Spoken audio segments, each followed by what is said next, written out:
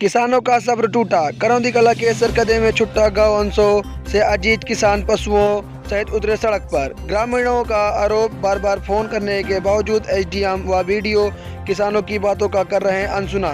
सड़क पर लगा जाम। हरिपुर व करौंदी कला में भी किसान सड़कों पर छुट्टा जानवरों को बांधने की कर रहे हैं तैयारी। करौंदी कला से अंकुर मिश्रा की रिपोर्ट, मैथिली संघ भारत।